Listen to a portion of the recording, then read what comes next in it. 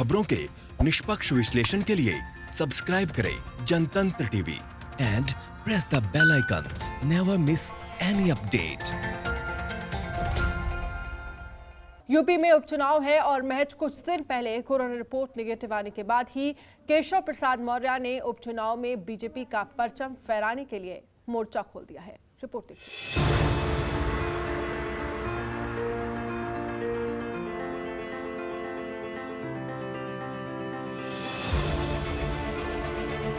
पहले अमरोहा, फिर फिरोजाबाद। यूपी के डिप्टी सीएम केशव प्रसाद मौर्य ने उपचुनाव में बीजेपी प्रत्याशियों को जितवाने के लिए पूरी ताकत झोंक दी है। एक के बाद एक चुनावी जनसभाएं करके केशव प्रसाद मौर्य बीजेपी की परचम फहराने के लिए जुटे हुए हैं। हालांकि अभी कुछ ही दिन पहले उनकी कोरोना रिपोर्ट नेगेटिव आई है, लेकिन पूरी ऊर्जा के साथ उन्होंने कमान संभाल ली है। मंच से वो कह रहे हैं कि प्रधानमंत्री नरेंद्र मोदी ने 6 साल से एक भी दिन अवकाश नहीं लिया, तो मैं भी उनका सच्चा सिपाही और बीजेपी का कार्यकर्ता हूं। भारतीय जनता पार्टी जमीन से जुड़ी हुई पार्टी है। सबका साथ, सबका विकास, सबको सम्मान, सबको स्थान देने वाली पार्टी है। माननीय मोदी जी के नेतृत्व में और आदरणीय योगी जी के नेतृत्व में हमारे देश और प्रदेश में जो सरकार है, उस सरकार के माध्यम से हमारा संकल्प है, हमारा लक्ष्य है सेवा करना, शोषण करना नहीं है।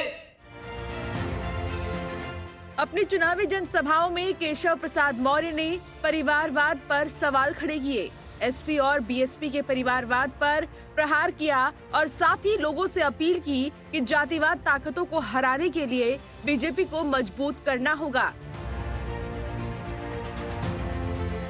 उन्होंने दावा किया कि बीजेपी उपचुनाव में तो सभी सीटें जीतेगी ही, साथ ही 2022 में यूपी में फिर से बीजेपी की ही सरकार बनेगी। तो सीट भारतीय जनता पार्टी उपचुनाव में जीत रही है। अरे वो बुआ भतीजे की लड़ाई है, भाजपा को भी। केशव प्रसाद मौर्य कुछ दिन पहले कोरोना संक्रमण का शिकार हो गए थे। 2 दिन पहले ही वो कोरोना से जंग जीतकर वापस आए थे और आते ही उन्होंने जिस जज्बे के साथ अपनी पारी की शुरुआत की है, उससे साफ है कि इस उपचुनाव को जीतने के लिए वो किस हद तक बेताब हैं।